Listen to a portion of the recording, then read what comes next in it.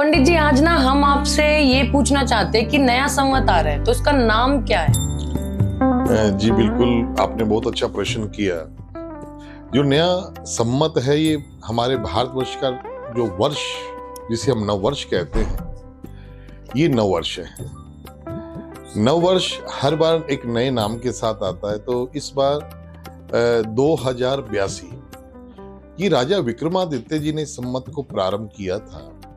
तो आप देखें जो वर्ष आप अपना काउंट कर रहे हैं, अभी हम 2025 में चल रहे हैं इंग्लिश डेट्स के हिसाब से, तो हम 2082 यानी कि 2082 में हम चल रहे हैं। तो इनका नाम है सिद्धार्थी नामक संवत। तो सिद्धार्थ या सिद्धार्थी एक ही बात है। ये नाम इसलिए इसका उच्चारण किया जाता है क्योंकि जब भी आप कोई भी पूजा पाठ करते हैं तो उस पूजा पाठ के अंदर संवत का नाम उच्चारण किया जाता है और संवत को इन्वॉल्व किया जाता है कि किस संवत के अंदर आपने वो काम किया, किस महीने में वो काम किया, वो पूजा पाठ जो आपने किया। तो सिद्धार्थ नामक संवत है इस वर्ष। और संवत आपने कौन सा बताया हमें? कौन सा संवत है? 2082। जी पंडित जी, हमारा अगला प्रश्न ये रहेगा कि इस बार संवत कहाँ वास कर रहा है? जी, ये प्रश्न जो है ये सबसे पहले पूछा जाता है कि संवत का नाम क्या है, उसका वास क्या है। क्योंकि अकॉर्डिंग टू वास उनकी प्रिडिक्ट हम कर सकते हैं कि उसका फलादेश क्या रहेगा इस वर्ष।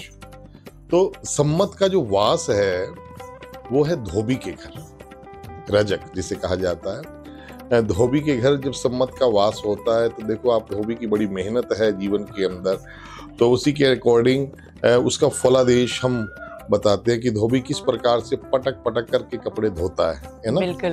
तो उसी प्रकार से उठा पटक इस साल थोड़ी बहुत लगी रहेगी, लेकिन उसके साथ ही वर्षा बहुत विपुल मात्रा में होगी। बावड़ियां, तालाब भर जाएंगे और गेहूं की फसल या आगे आने वाली जो फसलें हैं उनको बहुत ही लाभकारी रहेगा। तो धोबी का जो वास होता है वो अच्छा फल देने वाला होता है। तो पंडित जी, एक ये और बताइए कि इस बार संवत की सवारी क्या रहने वाली है?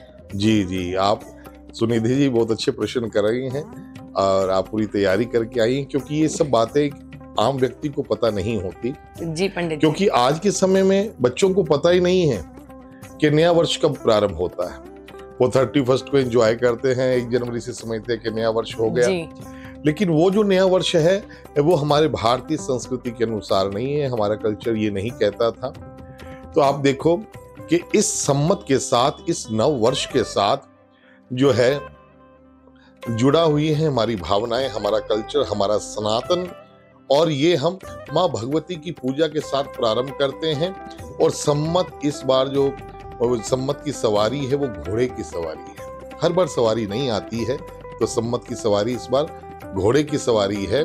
और इस विषय में आपको मैं और भी बताऊंगा कि संवत पे हमें क्या क्या करना चाहिए, हमें अपने बच्चों को बताना चाहिए इस वर्ष, बल्कि विशेष रूप से कि संवत की शुरुआत हमें केवल उपद्रव करके या शराबे पी के प्रारंभ नहीं की जाती। जी पंडित। जो हमारा सनातन है, जो हमारा हिंदू समाज है, ये चैत्र मास में, ये जो चैत्र का पूरा महीना है ये माँ भगवती का है। शीतला माता का पूजन होता है, नवदुर्गा का पूजन होता है। जी।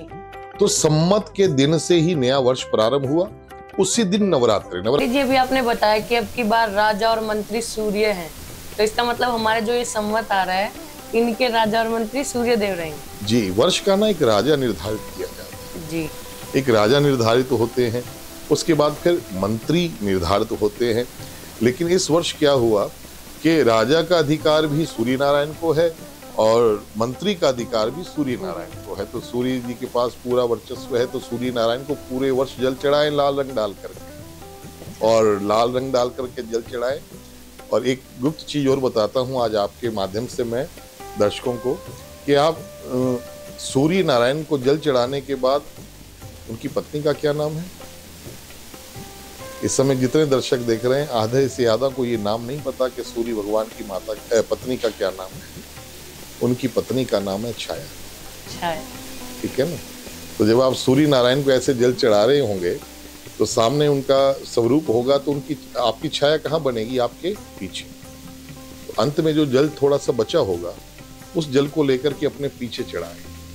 तो इससे क्या होगा? पति और पत्नी, जिस घर में पति और पत्नी दोनों का सम्मान होता है, वो वहाँ अपने आप सब कुछ प्राप्त हो जाता है। जी पंडित जी, आपने हमें बहुत नई चीज बताई है, हमारे दर्शकों को भी।